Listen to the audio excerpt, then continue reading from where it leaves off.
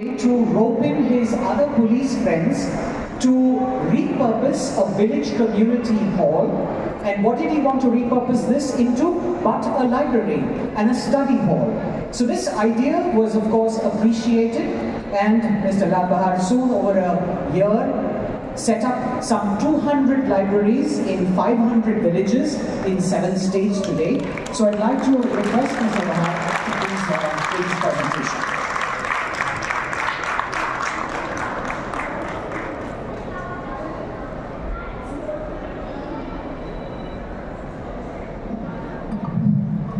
सभी को नमस्कार। हिंदुस्तान की 70% आबादी गांव में रहती है, तो एक छोटी सी यात्रा आपको अपने देश के गांव की कराता हूँ।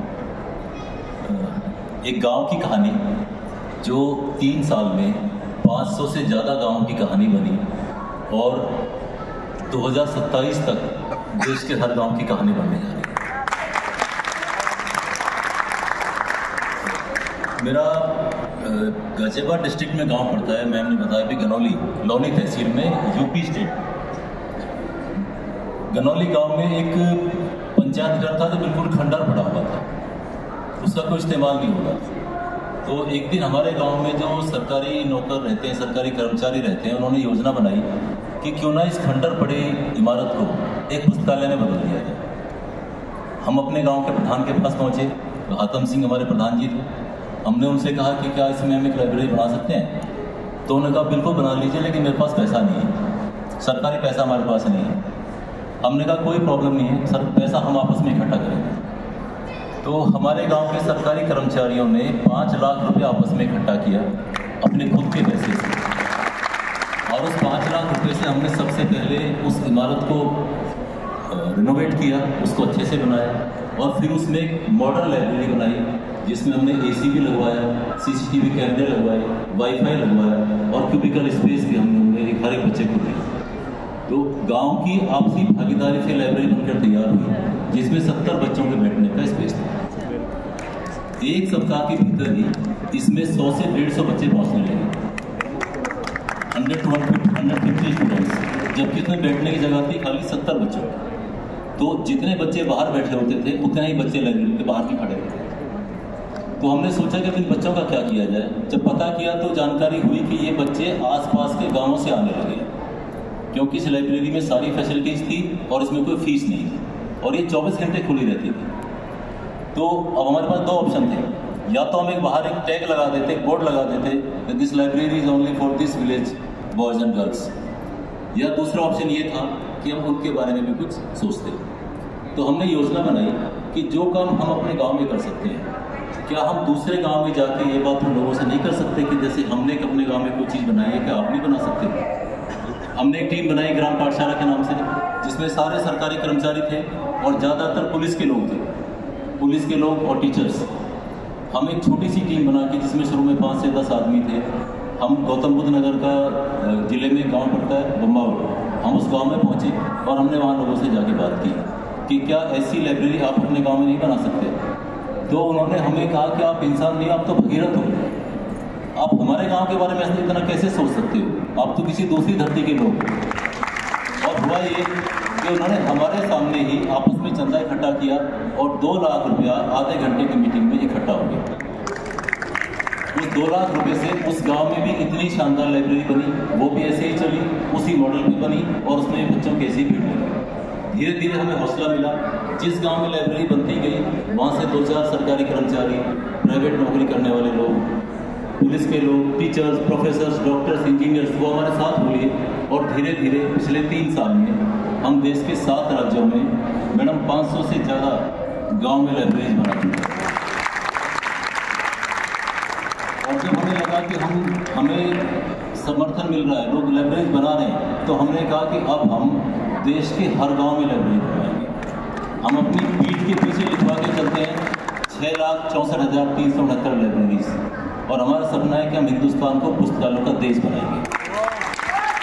तो लोगों ने कहा कि आप इतनी लाइब्रेरी कैसे बनवा सकते हैं? तो हमने कहा फिर हम आपको तारीख भी बता देते हैं।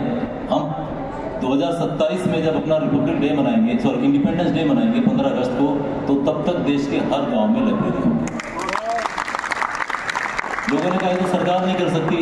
हमने कहा सरकारों से तो कराना ही नहीं है, लोगों से कराना। इसे लोग करेंगे और देश के लोग कर रहे हैं। इस मुहिम की सफलता का अंजाम ये है, इसका आलम ये है कि देश के कई सारे विश्वविद्यालय, देश के कई सारे विकास प्राधिकरण, देश के बहुत सारे colleges, legendary cricketer Kapil Dev इस टीम के साथ जुड़े हैं और पिछले साल दिसंबर में भारत की संसद में इस मुहिम की तारीफ की गई।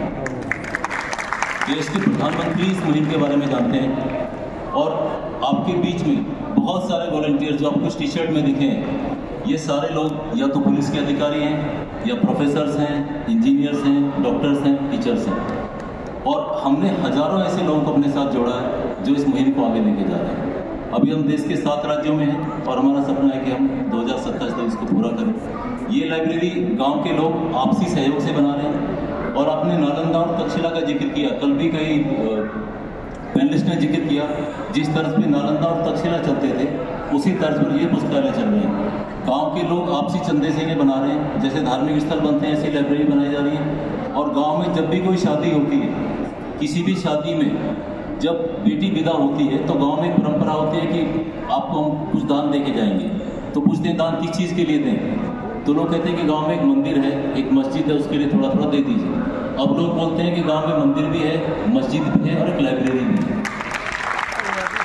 और जब दान दिया जाता है तो लाइब्रेरी के लिए, मंदिर के लिए 1100 रुपया, मस्जिद के लिए 1100 रुपया और लाइब्रेरी के लिए 11,000 रुपया।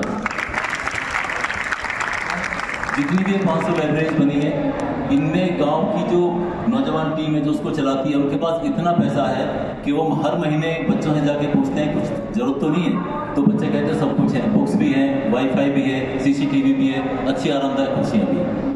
तो यहाँ मौजूद सभागार में जितने भी लोग हैं, जितने भी पैनलिस्ट हैं, मैं अपनी टीम की तरफ से आपसे रिक्वेस्ट करता हूँ कि एक बार अपने गांव की तरफ जरूर देखें। अपने गांव के लिए आप इससे बेहतर कुछ नहीं है। हम सब शहरों में रहते हैं, मेरे ज़्यादातर साथी शहरों में रहते हैं, लेकिन हमारे गांव में सुविधाएं, कल से मैं पैनल की बातें भी सुन रहा था, ज़्यादातर शहरों की बात हुई, 70% लोग तो गाँव में रहते हैं। अब जिन गाँव में लाइब्रेरी बनी है उन गाँव के बच्चे न तो गली में मिलेंगे आपको, न पटरी पे खड़े मिलेंगे, वो आपको अपनी लाइब्रेरी में मिलेंगे। कई पुलिस कप्तान, पुलिस के SSP इसलिए टीम के साथ जुड़े कि जहाँ जहाँ लाइब्रेरी बनी वहाँ अपराध कम हो गए।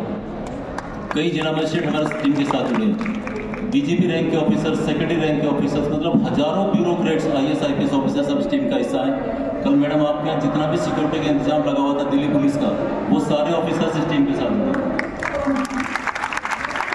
और दिल्ली में हमने कई सारे पुलिस स्टेशन में लाइब्रेरी बनवाई हुई है, जिसमें अब सबसे पहले आप जब पुलिस स्टेशन के बारे में सोचते थे तो सोचते थे कि थाने में जाएंगे क्या। जब आप थाने में जाएंगे तो आपको थाने के एक साइड में एक इमारत बनी मिलेगी। लाजपत नगर थाना यहाँ से बहुत नज़दीक है, जाके देखिए 50 बच्चे आपको थाने की लाइब्रेरी में पढ़ते हुए मिलते हैं। तो मैं आप सबसे रिक्वेस्ट करता हूँ कि एक बार आप भी अपने गाँव में एक लाइब्रेरी बनवाने का प्रयास करें। Thank you very much. जय हिंद। Thank you sir.